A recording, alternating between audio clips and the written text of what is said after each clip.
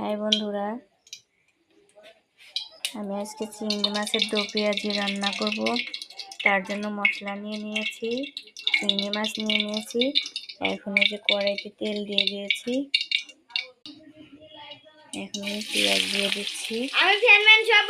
দেখো বন্ধুরা, এখন পেঁয়াজ দিয়ে দিচ্ছি। বন্ধুরা, আমার পেঁয়াজটা এখন একটু লাল লাল করে ভেজে নিব। ভেজে নেওয়া পর্যন্ত একটু অপেক্ষা করতে হবে। পেঁয়াজ কুচি ছেড়ে দিয়েছি, পেঁয়াজটা একটু লাল লাল হবে। দেখো বন্ধুরা, আমার পেঁয়াজটা কিছুক্ষণ নাড়াচাড়া করার পরে পেঁয়াজটা একটু লাল লাল হয়ে গেছে। এখন আমি বিভিন্ন প্রকার মশলা অ্যাড করব। মশলাগুলো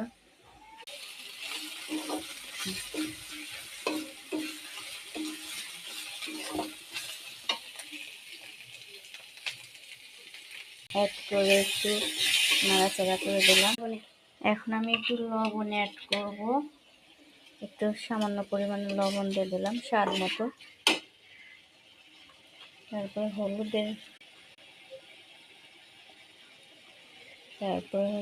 মরিচের গুঁড়া দিয়ে দিলাম।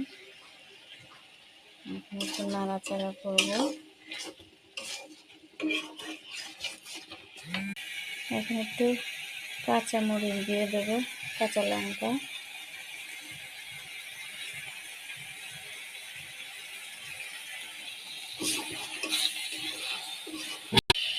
দেখো বন্ধুরা, আমার এই মশলাটা পেঁয়াজটা একেবারে এখন সুন্দর একটা কালার চলে আসছে। এখন আমি আমার চিংড়ি মাছগুলো এর ভিতরে দিয়ে দেব।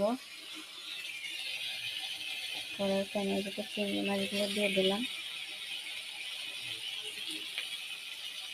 এখন আবার একটু নাড়াচাড়া করব। সামান্য পরিমাণে একটু কষাই নিলাম। এর সঙ্গে একটু পানি অ্যাড করে নেব।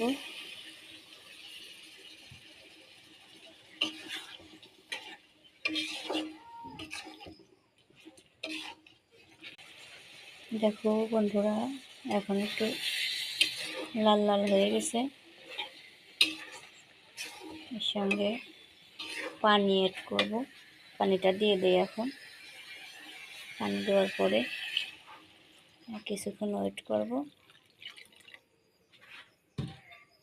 পানিটা দিয়ে দিয়েছি, এখন জাল দিয়ে কিছুক্ষণ ওয়েট করব। দেখো, পানিটা দিয়ে আমার চিংড়ির কালারটা খুব সুন্দর আসছে। এখন রেখে দিলাম কিছুক্ষণ। বন্ধুরা দেখো, আমার রান্নাটা এখন